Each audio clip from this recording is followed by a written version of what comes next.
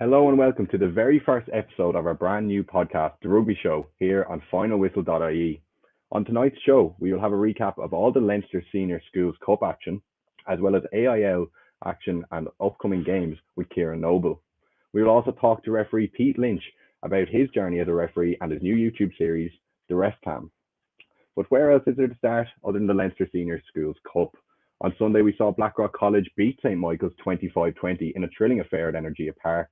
Tries from Gus McCarthy, Ruben Maloney and Oliver Coffey saw Blackrock on their way to the win. I spoke to head coach Justin Vanstone after the game.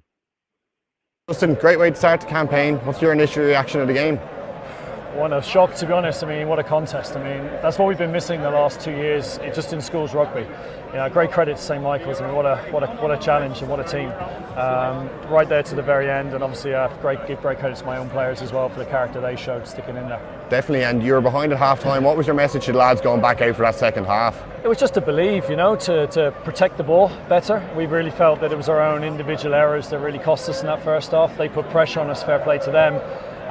But we were still in it. 4 points down only was nothing compared to the errors that we made. So we knew if we could get our own game right, then we could hopefully impose ours on them. Absolutely, and still loads of ideas ahead of the next game. What are you expecting for the rest of the season then? Well, we have to improve, we have to improve.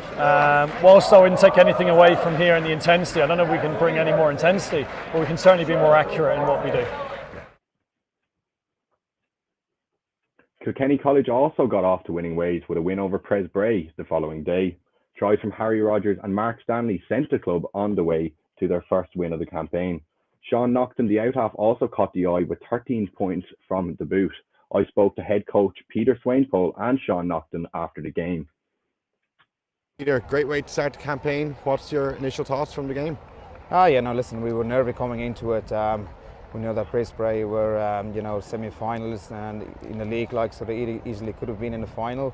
So yeah, it's good to get over the first hurdle, Absolutely, and I think in that first half you looked to kick the ball a lot and trouble their back three. Was that something that you spoke about before the game, maybe targeting them with some high balls in the starting minutes? No, to be honest, it was just the conditions. We were playing against the wind and we were just trying to get the ball as much air as possible, just to not to play with too much ball in our own half. Absolutely, and Sean Nocton, he was instrumental today as well. Is he a player that you maybe focus a lot of your play around because of his passing, his kicking ability as well? Oh yeah, we do and we don't. Sean is such a great individual player, but there's a lot of lads there who's pulling strings, so at times the less you give Sean, the better player he is too, Absolutely, and that Presbray side, a lot of big players, especially even in their backs as well, with their centre pairings as well, was kind of getting up quick to them, making tackles fast. Was that something that you had prepared before the game to close down the space? Yeah, to be honest, I think that's every team's defensive mode these days, is to shut down the space, like no other team. We're just pushing hard to not give them that opportunities. We could see that they really are a very dangerous side when they get the opportunity. So Sean, congratulations on the win. Cheers. What are your reaction from the game? Yeah, no, delighted. I don't know, tough 10 minutes, last 10 minutes, but boys pulled through, so very happy, very glad. Looking forward to next week or week after. And you looked towards maybe a lot of your kicking game in the first half. I was talking to Peter about maybe putting the high balls on the Presbray back three. Was that something that you were targeting to do? Yeah, no, we talked about it before the game. I thought we were just going out and doing it, and we did, thankfully, and it came, bounced the ball went our way, so delighted with it. Yeah, and obviously you're not the biggest of sides in comparison to other teams in the competition. What is it that really Peter is kind of trying to tell you? What way are you trying to play for the upcoming campaign? Just quick ball, keep ball as fast as you can, and other than that, get just ball speed really. Quick ball. That's why we tried the best there today, and it came off for us. So. It definitely did. And your kicking as well, I know it was probably quite hard with the crowd at stages as well. How do you kind of keep yourself in game mode as well, especially that last kick at the end, you're close to halfway line? Yeah, it's just practice really. It's just practice. So it's hours after training, they come off sometimes, which is it's great when they do. Gonzaga also survived a second half comeback from Clongowes yesterday. Tries from Jody Brown, Thomas Murphy and Hugo McLaughlin gave Gonzaga a hefty lead at the half-time interval. But Blaise Malloy, Oscar O'Brien, Shane McNulty and Dan Daly got their sides back into the affair. Rory Finlay and Oscar O'Neill did finish the job for Gonzaga as they head into the next round. Elsewhere, St George's fell to a disappointing loss to Newbridge today. Newbridge impressed with tries from Todd Lawler and Kieran Mangan, who were both part of that Junior Cup winning team last year. Sam Watson, Ciaron Kelly, and Shane Tracy also finished the job, and I spoke to both sides' head coaches after the game. What do you think it kind of went wrong today for you? Yeah, it's a tough one. Newbridge were better. They're better on the day. Yeah, we got no excuses. We both played in pretty windy conditions. I suppose a cup team knows how to play in a cup match, and that's basically what it come down to. They're just more clinical than we were, and when given opportunities, they got points, and we didn't. So, yeah. And you showed glimpses of brilliance, especially that try with Fionn Denver at the end and all. Is that something you'd kind of look towards in the build-up, maybe getting the ball to the forward? You're probably a bigger side than them. Was that something you'd maybe looked at the start of the game? Yeah, it has been our plan to move teams at the same time to try and play a wee bit of rugby. But we lost the collision. When you lose a breakdown, you're into a dogfight. So we were constantly on the back foot. When they started to tie, there was a little bit of gaps, but we still weren't clinical enough. Coming into green zone, turn over the ball. We got a try, got them on the hop a little bit, but we weren't consistent at it, and sort of let us down. So. Yeah, and in terms of other teams in the competition, who would you maybe be backing to win the overall? To be honest, we played St Mary's. I'd say they'll be up there, them and Gonzaga. We haven't played Rock. Rock's not overly feared as much as it used to be from league teams. They're still good. I'd put it on Zaga and Mary's. Brilliant. Yeah.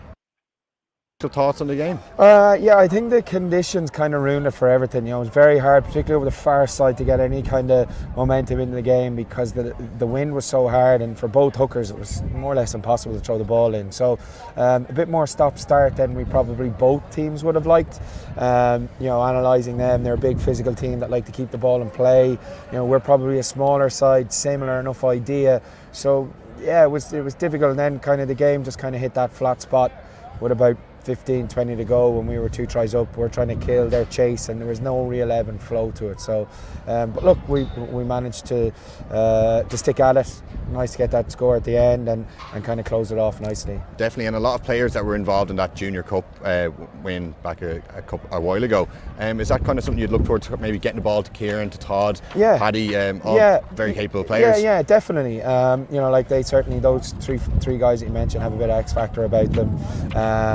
And they're also probably leaders within the group and on the pitch. So, look, it's nice. I suppose even the journey that they went on, Senior Cup is another level again. So, they're still finding their feet a bit too with us because they were with us late. So it's good. It's good that they get that underneath the belt, and hopefully 2.5-3 weeks time we can kind of kick on another bit.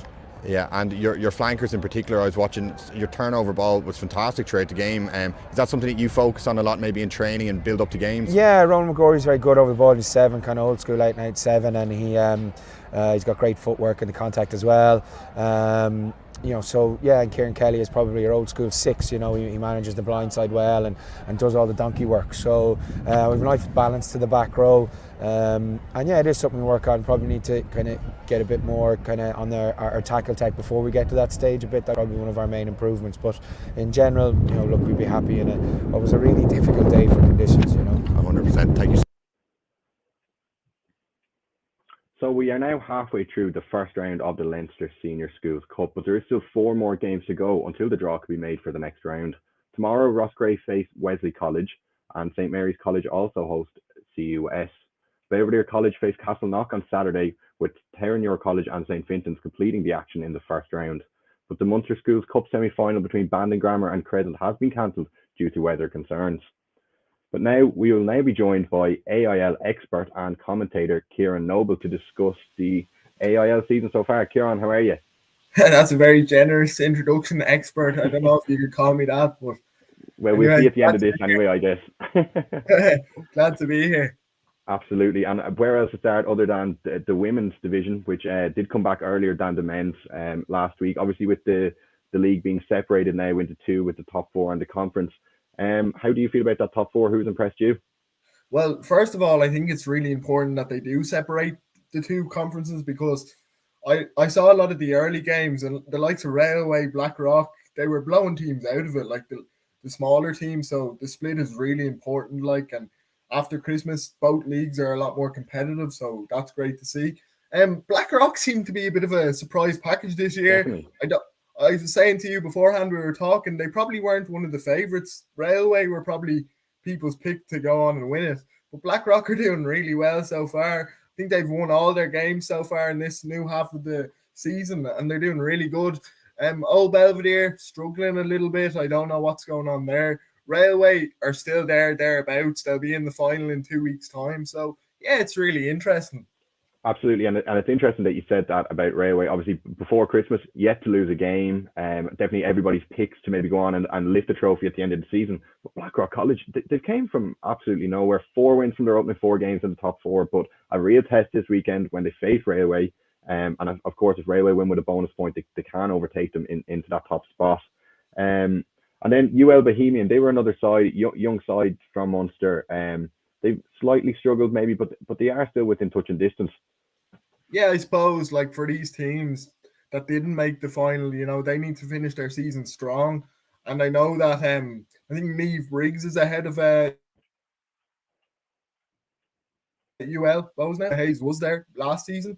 So I think, there's new things happening there in UL, and sometimes systems take longer to get going. So I wouldn't worry too much. The top 4, they're all very competitive and they can all win the league on their day, you know what I mean? So yeah, Railway and Blackrock this weekend should be really interesting because they're playing on the 26th again. So it'll be interesting to see whether they go all out and kind of test each other or they just take it easy. It'll be interesting to see how they manage that. It will be, and I suppose there could be a case of a couple of mind games, maybe keeping a few of your star players on the bench or whatever, or keep a few of the tricks up your sleeve. But I think Blackrock College last week had a great win over Belleville, 44-5. 2 tries from Maggie Boylan and Michelle Claffey, who have both really impressed this season. But then Railway, obviously, good win over UL Bows, 31-14. And then obviously a number of internationals and provincial players within them teams. And I suppose it nearly is just kind of just that step down from the provincial. But like, you're looking at some of them teams and you see as internationals, and there really is some quality players in the top 4 sides, isn't there? Lindsay Pete is someone who's unreal when she plays for Ireland. She's with Railway. Nikki Coggy, the out half, is a brilliant player too. And Kate McDermott, the second row. So they've got loads of players. And the list goes on. Yeah. So it is a bit like, because the provincial setup isn't like the men's. They only play in the summer. So I guess the women. But then I suppose a lot of girls end up going to the sevens and then don't end up playing for their club very often either. So it's a different setup, and yeah. Absolutely. And then let's move on to the conference division. And as you alluded to earlier on, much more competitive. And it's great to see these sides all contesting at a high level, but also having a good chance of getting a few wins under your belt and improving for years to come. How impressed have you been with Suetonians? 4 wins from 4, and they really just are looking like a class outfit so far.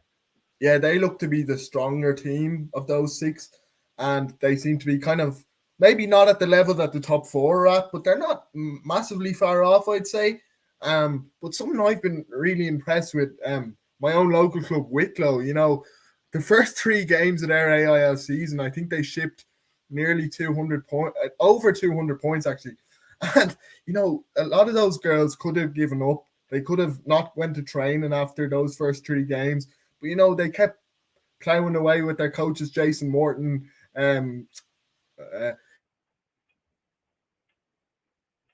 Mark Kinlan. They're 4th now in the smaller table, which for them is good because where they were at the start of the season and where they are now.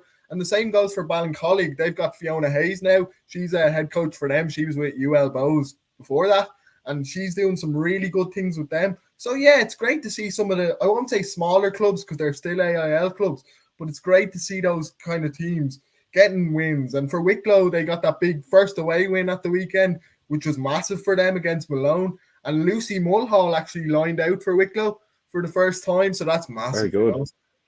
And I'd say that would be a back line of dreams. Obviously, you have your Erin McConnell, Beth Roberts, Ella Roberts, Vicky Ems, Kinlan, And then Lucy Mulhall as well, as you said, like even if you go into the top 4 teams, you'd still struggle to see a backline almost as good as that. Yeah, well, the two Roberts sisters are great players. Like everyone knows that Ella's really good if you've been around for the last while, but Beth has really came into her own in the last season, really stepped up. And Vicky is something else. If I was to put money on a player to definitely play for Ireland and have a great career, it's Vicky. She tackles so good. Tackles absolutely, so a hard. machine in the tackle, yeah.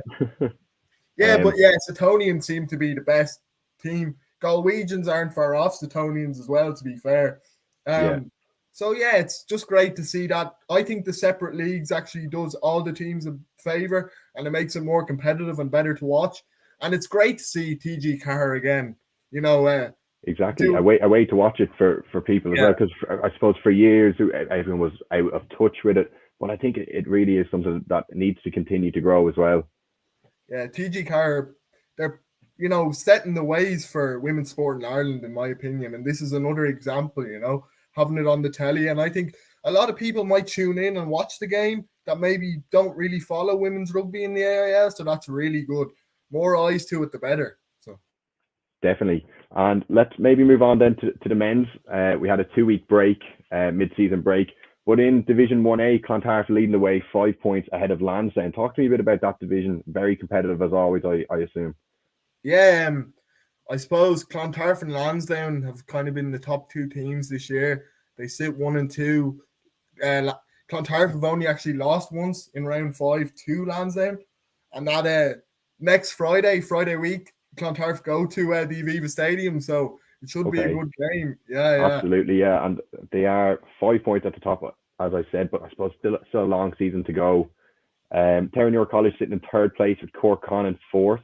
And then Young Munster and Trinity College just behind them as well. Can you see any other teams maybe in that division making a late challenge towards the likes of Lansdowne and Clontarf, or do you think it's kind of set in stone already, Ciaron? No, it's not set in stone because they're the 2 kind of informed teams, you could say. But Terenure, they're on an 8-game winning streak and they're going for 9 this week, and I think they'll win again.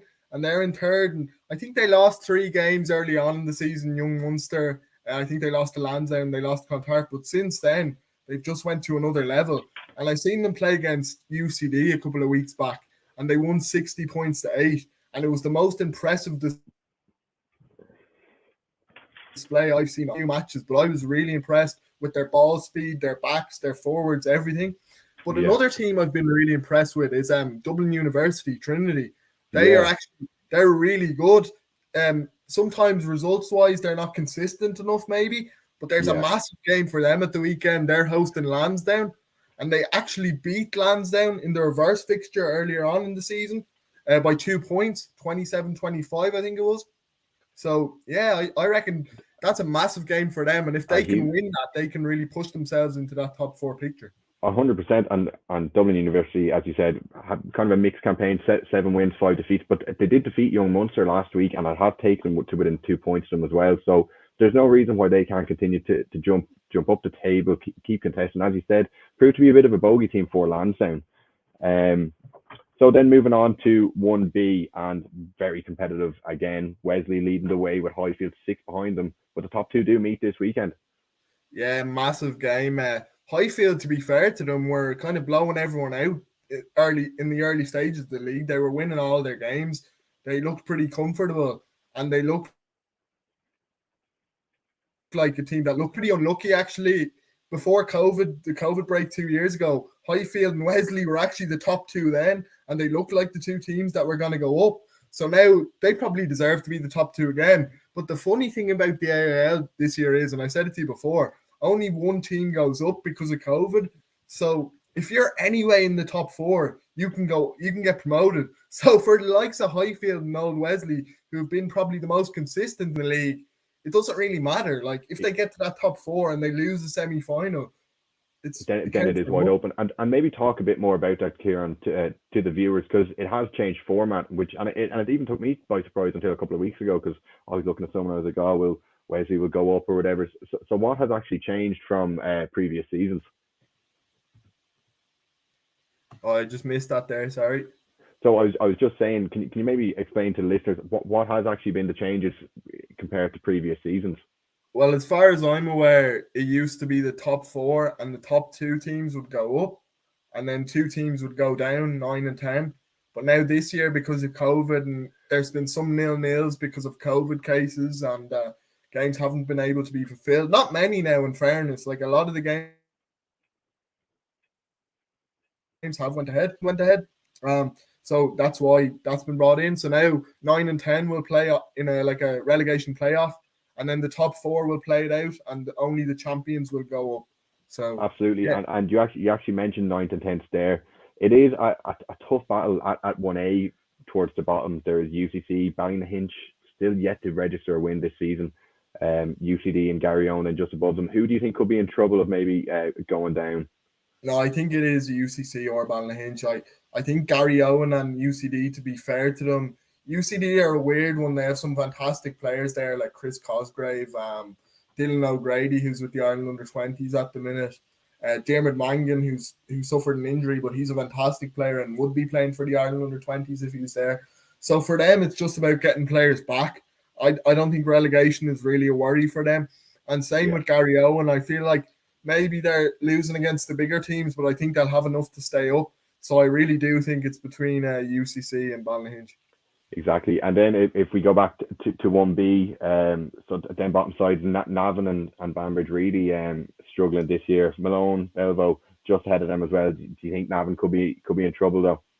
Yeah, Navan would be, because I think they've jumped from 2C to 1B, and like they've had this weird 5-year, 6-year thing where they've jumped divisions, and now I think they've got to the point where they're at that level where they can't keep doing it. So yeah, I think they're in trouble. But actually, I seen Banbridge play Belvedere just before Christmas, and they're not a bad side. There's guys there like David McCann, Rob Little, who are involved with Ulster, and they're guys now that I think they'll be playing at the weekend. Hopefully, for Banbridge's sake, they will be. But they're guys that when they're playing, they make a massive difference, because that's the great thing about the AIL this year, that because there's no United Champions, the United Rugby Championship going on, that players that would be on the fringe, they get to drop down to play for their clubs. So it makes a massive difference, the likes of Dave McCann, Rob Little coming back to a club like Banbridge. Exactly, and it really would give you a boost. And I think that is something that I think even as rugby fans, there's something about watching your players that you're used to seeing play at such a high level, coming back to their club, come back to community. And I think that would be another thing, that even if there was kind of other tournaments set up when in the rugby off season, if you even saw your Leinster players, or you might have seen Tyg Farrell back to New Roslin, I think that would be it's great, a great idea. Even Clive Ross for Lansdowne, he was with Ulster up until last season or the season before, and he's like a fantastic player. I think he's been Lansdowne's standout player in my opinion. And to have somebody like him in the squad, and Liam Turner as well, he played for Trinity a couple of times. He's with the Sevens as well, so it's a bit different again. But yeah, he's a fantastic player, and yeah, I think it's really good, because sometimes the AIL was forgotten about, but I think now with guys coming back into it, people are talking about it again, and the amount of streams as well is something I'll say. The amount of streams, with COVID, that's one great thing that's came out of COVID, is streams and commentaries. I've been lucky to do a few with Justin Middleton, who I think is probably the top commentator outside of the pro ranks. Yeah, he is great. Yeah, fantastic guy, and the things he does, the notes he does are great. But it's not just him; it's the people who's on the net doing the schools rugby, all that sort of stuff will bring more eyes to the game, and it's brilliant. And I really do think, I've said it for a while since I've been covering a lot of the AIL myself. I think it is ready to explode. It's such a high level of rugby, and I think it's something that is overlooked, like you said. But I think with the right coverage, with the right people talking about it and all, it really is I couldn't see why people wouldn't tune in and watch the matches the same way you might watch your All Ireland club hurling finals or your All Ireland club football finals, because they're huge and it's all about communities. And I think that it really is ready to explode, the AIL. Yeah, it's funny because the United Rugby Championship, I'd watch it obviously because I have to, but I'm not really a lot of the results you can predict before they happen. So, but in the AIL you can't. For example, 1B, you have a hunch sometimes who the better team is, but a lot of the times it doesn't go to plan or it doesn't go to script. And that's Exactly. what makes And it so exciting. all you have to do is even look at 2B last week, and Galway Corinthians sitting in second, and they fell to a loss to Malahide. And Malahide, it was just their second win of the campaign. But I'd say if you went to 100 people who have been watching that division, who's going to win? 99 out of 100 would have said Corinthians.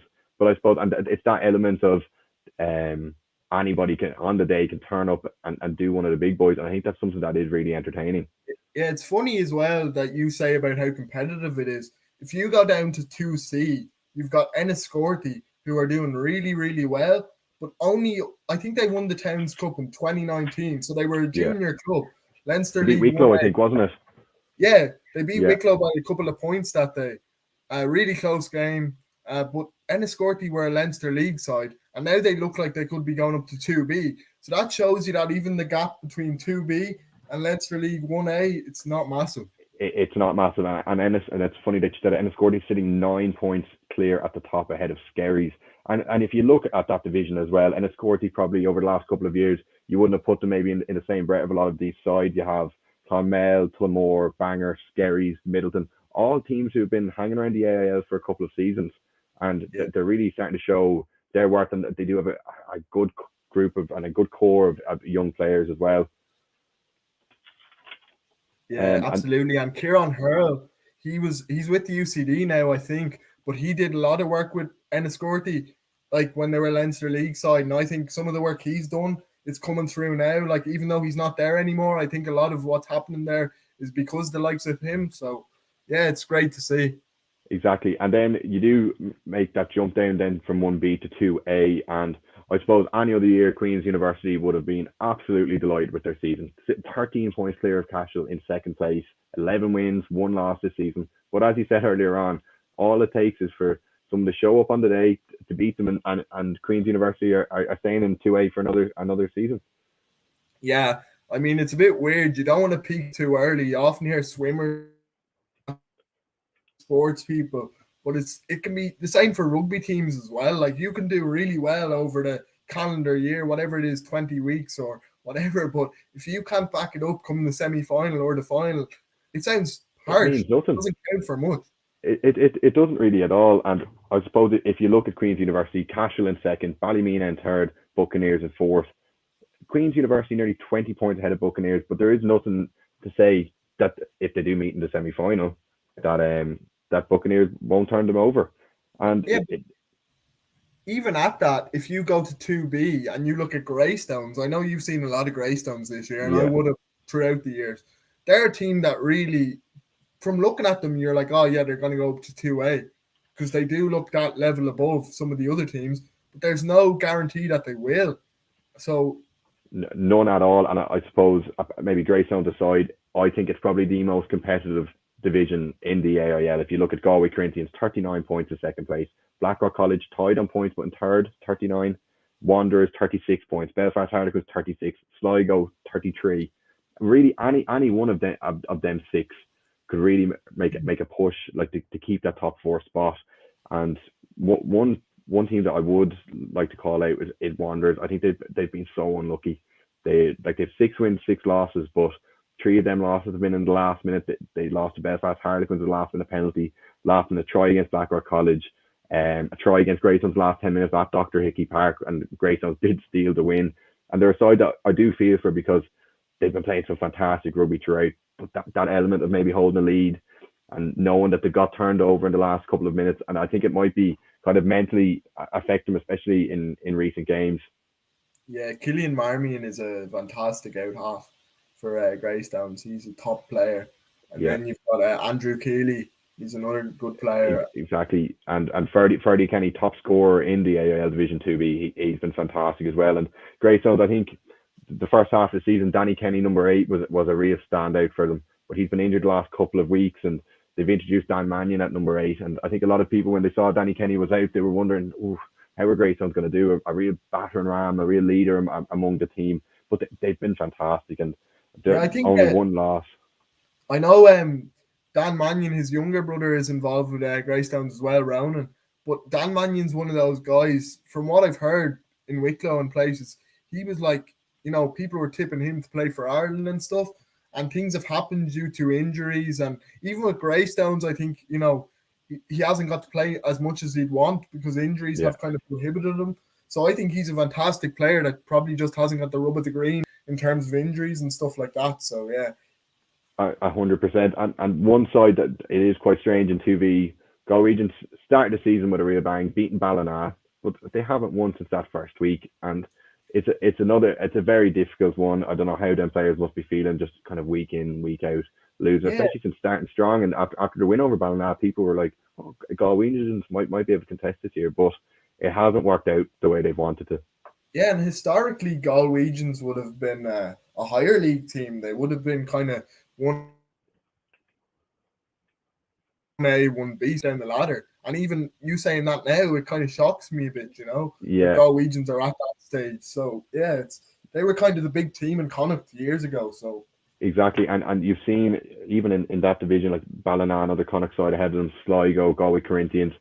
But still a lot of good players with that Galwegian team. I think Keane at out half is a player who's very capable and definitely a player that's capable of playing higher divisions. And I think it's maybe just about getting that maybe starting from the beginning again, just going again. But your confidence must be very low. Like how would you be after losing all of them games in a row? It must take its toll. And also, like, I know it doesn't happen for the likes of Lansdowne because they have massive squad depth, and every young fellow, when they come out of school, they want to play for Lansdowne or they want to play for Clontarf. But for the smaller clubs, like if a few injuries happen and a few things don't go to plan, they can really struggle sometimes to get their best team out there. So I think that can happen too in AIL seasons. Things can go against you that are out of your control. So yeah, you just kind of have to manage those things. Absolutely. And before we finish in this AIL segment, Ciaron, I'm going to ask you one question. Who do you think one club, maybe in the next couple of years, could shock a few people? Who would you be backing to nearly go all the way to the top?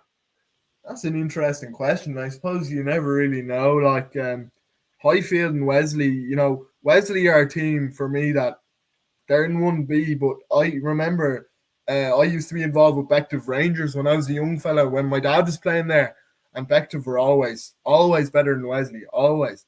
And now times have changed. Bective are in Leinster League 1A and Wesley are in 1B. And I think there's some fantastic young lads in that old Wesley panel. Like Ben Murphy is Jack Murphy's older brother. Richie Murphy, the Ireland under-20s head coach, his two sons, and Ben is a fantastic player. And there's another Wicklow lad in that squad, Harry Noonan. He was with Ireland under-20s. Very good player. Fantastic player. And his brother Howard is kind of on the fringe of that squad too. So yeah, I think Old Wesley are they're a serious team and they'll be up there. But also Highfield have made a massive jump too. So those two teams, they should be in 1A, like the way they play. So yeah, and I suppose we'll see at the end of the season how it ends up, and we're going to have to get you on anyway before that season ends to see how your predictions have come along, Ciaron. Yeah. I enjoyed the chat and thanks for having me on. Absolutely brilliant. Right, thank you very much, Ciaron, for that anyway. Cheers for joining us.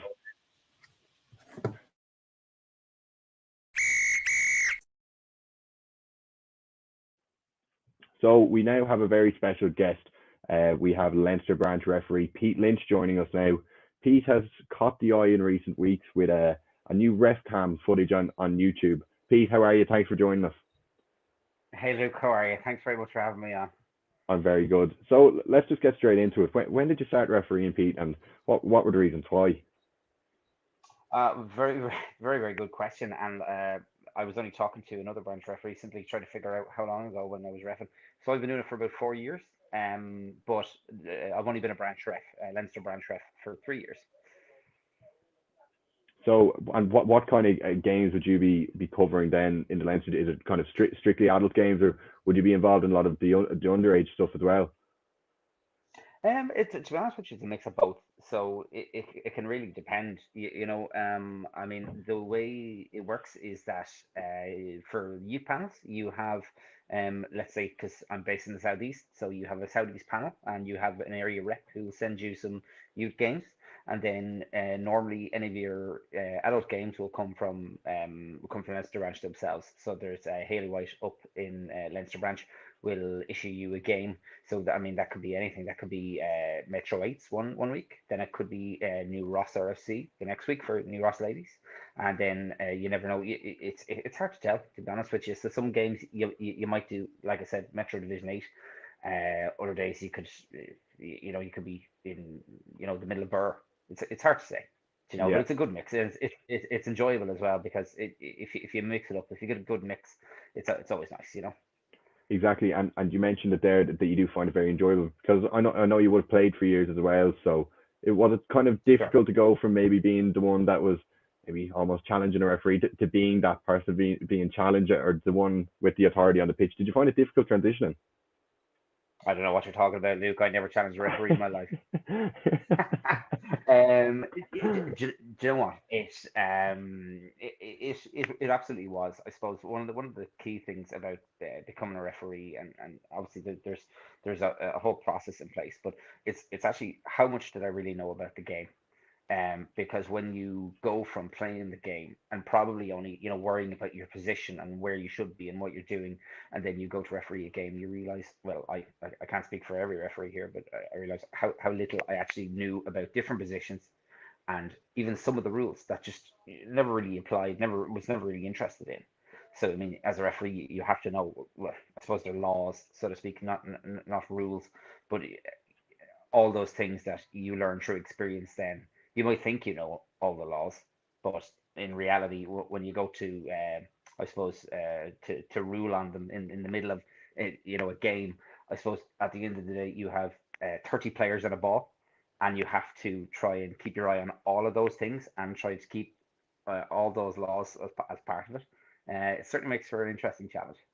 Absolutely. And I think we'll get into a bit about your YouTube now, because I followed you on Twitter for a while, and then something popped up and I saw RefCam with Pete Lynch, and I was like, I'm gonna have to give this a look. Where did the idea come from? Because it is something quite rare, and you don't see a lot of it around. So where did the idea come from? It was a real funny one. So there was two reasons for it. Really, is that one of the things I wanted to do for a long time is I wanted to kind of get into videography, but to be honest with you, I couldn't find any real reason to get into it, because normally you need some form of a platform to do that sort of thing. And I didn't really feel like the type of person. I don't do mountain biking, things like that that you'd normally attach a GoPro to. I don't really go down to the beach and just take lovely, photographs. Some people are great at photography. I couldn't do it. So although I wanted to get into it, I had to, come up with something to actually use it. And then I suppose the second reason was I kind of wanted to work on my own game as a referee, and this gave me a really good way to do that. So originally it took me I had to look up a certain amount of cameras to find out which would work best. So I took a gamble on one particular type of camera, which is perfect. There's only cameras now in comparison to the cameras where they were even 5 years ago. This camera's only about that size. It clips on, and most people don't even notice that it's there, which is Yeah, great. But it has. I mean, I'm able to look back and I'm able to see, maybe decisions that I would have made, maybe my positioning, things like that, and maybe even sometimes how I spoke to the players, because stuff like that's very important as well. absolutely. I suppose from being a player as well, I think, I suppose, and I can only say I think, because I'll have to leave this to the players, but I think I can empathize with certain players and their decisions on the ground. But it was just it was a good platform for me to start looking back at um my own game, so to speak. And I remember the first game I actually brought it out to was an under 18s game, under lights on a Friday night, Southeast Lions versus Wicklow RFC. And I had no real intention on kind of putting it up on YouTube for public display. I just wanted to have a look at it myself. I just wanted to see, some of the core things. And so I originally I went up to the coach of South Lions, and I said to the coach, I said, "Listen, do you mind if I record this?" And she said, "Absolutely, no problem. Can we get a copy?" And I said, "Oh, okay. Yeah, sure. I can give you a copy." But as I slowly, as I discovered after the game, first game, I had to figure out how the camera worked. So in the end, I actually caught a lot of, I suppose, a lot of downtime. So that involved me having to um, it involved me having to kind of edit the game and edit the footage, but it was brilliant because it allows me then to work on my videography, Yeah. and just get to play with the different things. So far I only have 3 videos up. My latest video was the CBS Portlaoise versus CBS Arklow, and that was a really good game, and it was really fast paced. So I think that it shows well on the video, but not only that, but even looking at it on YouTube and stuff like that, I think people probably don't see how frantic it really is on a pitch and how quickly you need to make a decision. So I know there's plenty of people on the sideline who tell me what I missed anyway, but it's always nice for me to go back and just say, oh yeah, okay, yeah, he was onside there, or maybe he was offside, and these are things that help me improve my game going forward as a referee. Definitely. And I think, have you had, you kind of briefly mentioned there about maybe sideline input and stuff. Have you had any poor experiences in your 4 years as a referee? Like any bad experiences? Yeah, definitely. I've had good games. I've had bad games. I've had some really bad games. And then I've had some really good games. I try not to dwell on it as much, but I always remember after every game that I know that I didn't do great. I normally get out my phone and I whip out and I say, well, what didn't I do great, and why didn't I do great? What were the mistakes I made? And it really helped from the start, to help me work on my game. What were the things that maybe I thought I knew and actually I didn't know? Because I suppose there's one element creeping into the game from potentially other sports, that there's this questioning of the referee. But in fairness, sometimes the questioning can be okay if it's done in the right manner, and if it's done in a constructive manner. But it's helped me to, like I say, write down a memo and say, okay, I really need to look at that and say, was I right in my decision making? Because I haven't always been 100%. Like, none of us out there in Leinster branch are Nigel Owens, no matter how much we try. We do try. We try our best. We're grassroots referees. You know what I mean? We don't get paid for that sort of thing. We go out to enjoy the game just as much as anybody does. Um, I like. There's definitely been some harder games and some words been said, but for maybe let's say the 4 or 5 bad games, I've had 100 good games. Exactly. And you did briefly mention there about there is a lot of coverage around refereeing, especially in the GAA and in football. And I suppose you probably sympathise maybe a lot more with them than others would. Why do you think that issue has got so bad? And I know from even, let's say, if I'm reporting on a couple of local games or something, the abuse, especially in the football and the GAA of the referees. Why do you think it is at that level? Well, okay. Well, to me, it all comes down to mentality. I mean, the way I understand rugby is that rugby's a game of respect. It has to be a game of respect. I mean, if you look at what guys do in a game of rugby in comparison to maybe soccer and GEA, I you know if you don't maintain control and discipline, I mean, rugby could turn into a severe nightmare. But luckily, the values of rugby have been there since day one. You have to have respect for the referee. I honestly don't think you could pay me to be a soccer or a GEA referee, but I think definitely in relation to soccer, I think GEA is starting to make dents in their problem. I know there was a couple of videos floating around in a couple of different places. I think referees like David Goff and all them are really starting to try and clamp down that sort of stuff. But I think the issue in relation to soccer is it comes straight from FIFA. I mean, if you have if you have players at the top, like Ronaldo and all these people, who can literally on television in front of millions of people go over to the referee and spit abuse at him. Yeah. I mean, what chance does a grassroots referee have? Exactly. It's a thing. So I mean, it's a huge problem. But I mean, not only that, but I think I don't think FIFA are really interested in trying to fix the issue. I mean, there's been plenty of things that they could have done, but they just don't seem to be interested. Like with rugby being the difference, like we have a lot more. How do I say? Tools at our disposal. I mean, for example, most of these things can be dealt on the pitch. I mean, there's always going to be people potentially, throwing their hands up, sir, this happened, that happened, this happened, that happened. Because bear in mind that a lot of what you see on a rugby pitch is interpretation. So maybe Yeah. I saw something, the players don't have to agree with me, but they have to respect the decision. So if they don't want to respect the decision, we can have a constructive conversation. If you don't want to have a constructive conversation, that's fine. I'll march you back 10. Most players will Yeah, stop what they're they'll doing shut it when they march then. you back 10. They shut it down pretty quickly, which is something soccer referees and GA referees don't have. And normally, if you march somebody back 10, your players are going to get you in line. You learn pretty quickly. Yeah. And then, if it really, really has to come to it, you can escalate it. Normally, giving away a penalty is good enough. You know what I mean? To stand Yeah. out any sort of dissent. So normally, it doesn't go much further than that. It only in a severe case would it go much further than that. And you can even see that in professional levels. You know what I mean? Of rugby as well, where I think, what I recall, Luke Pearce marching Billy Vanapola back nearly 3 times until eventually I can't remember, one of his teammates just grabs, you just get back, stop talking. You know what I mean? Yeah. You're just making life hard for yourself.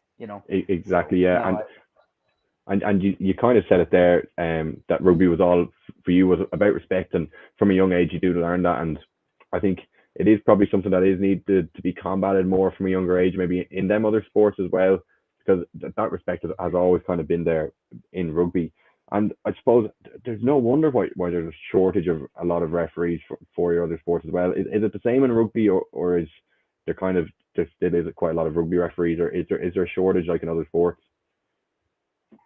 I wouldn't necessarily say there's I can't speak for soccer. I can't speak for GEA. I honestly think the reason why there's a shortage of rugby referees, and there's not that much of a shortage, but there's certainly a shortage for youth. But that's just down to the amount of youth teams coming out of the park. Yeah. But at the end of the day, not everybody wants to referee a game, and that's fine. I think on a given weekend even this weekend there could be as many as 90 games going on, so that you're going to have to get 90 referees. So generally the way the system works is, it's the adults kind of get preference. That's just going to happen, and then the youths kind of suffer. But what the Leinster branch want the clubs to do, because it's a grassroots effort, is they want the clubs to try and provide referees. So normally, and Luke, I know you played youths as a kid. You probably know that, there's plenty of occasions where you played as a kid, under 14s, under 13s. They're not really ones who won't get a branch ref. So you'll just have to get your coach to do it. Exactly. And then Yeah. the older grades as you get on. But it's a two-tier system. Well, sorry, I say a two-tier system because there's way more tiers than that. But there's between branch ref and affiliate ref. So the way it works is, the way you start off is, you start as an affiliate referee for your club, and you only referee your club. And then Okay. when you eventually get graded up and you pass your trial, you become a branch referee and you can start doing other clubs. And that's exactly how I started, as an affiliate referee. That's very good. And I suppose we're gonna kind of towards the end now. I do have something to ask, maybe slightly more lighthearted. Is there a strangest or a funniest experience that you've had while refereeing on a pitch? Yeah, I can certainly think of a few. But probably my favorite one would be, um, I remember, I had just passed my affiliate trial.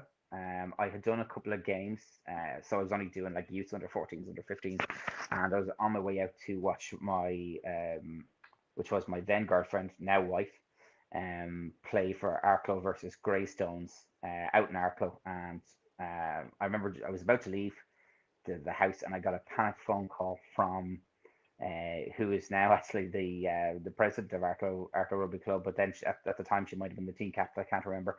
She said, the referee hasn't turned up. We need a referee. We need a referee. And I said, oh, okay, really? Like, I've never done I've never done an adult game. I said, oh, okay. So out I rocked anyway, and I didn't have a jersey or anything. I just had like had whatever t-shirt I was wearing at the time, and a pair of shorts that I had in my van. And I went out, and I think it was like one of the coldest days of the year. And here I am, just absolutely freezing.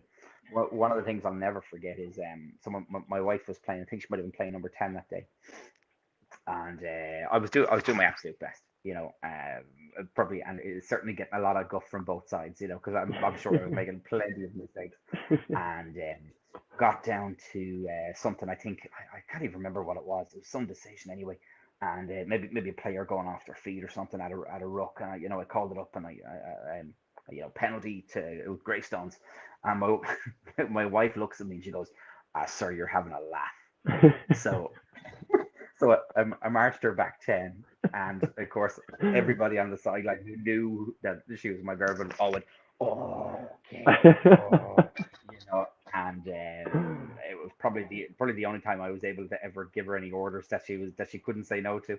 Exactly. Yeah, you were delighted with that in the end. Well, I Yeah, suppose exactly. it didn't ruin anything for you then, anyway, since you're now married anyway. So. Oh yeah, Yeah. probably slept on the couch for about a day or two. Exactly, yeah, but you got around it.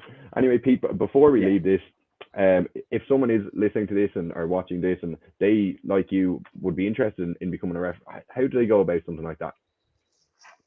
Very, very simple. So you don't actually necessarily need to be affiliated to a club to become a referee. The best thing to do is literally Google Leinster Rugby referees. Go to the website. All the instructions are there. Otherwise, you can get onto your club. Your club will know how to get in touch with the area reps to start becoming an affiliate referee. So normally the first steps are you have to log on to worldrugby.org, and you need to basically pass a test to make sure you understand the laws of the laws of rugby. That took me at least 4 goes, if I'm being totally honest. Yeah. And then once you do that, normally the Leinster branch or the IRLB will host a course. Normally they have them coming up every now and then. So any club will if you keep an eye on their social media feeds, they'll have them coming up upcoming referees course. You go to that, you get started. You start off with some youth games, and if you like it, you stick with it, and you just keep going. Brilliant, Pete. It's been an absolute pleasure, and thank you so much for joining us for the very first episode as well. So, we'll hope to No see worries. many more of your videos in the coming weeks, and hopefully you'll have a few new followers after this.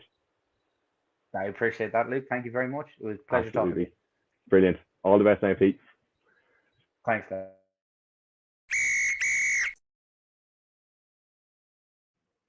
So that is everything for our very first episode of the Rugby Show here on finalwhistle.ie. But make sure to join us every Wednesday at 8 o'clock, where you will get the most in-depth and up-to-date coverage on all things in the domestic rugby game. On next week's show, we are going to be joined by Niamh Briggs for an in-depth interview at the end of the show. Thank you all very much, and I will see you next Wednesday.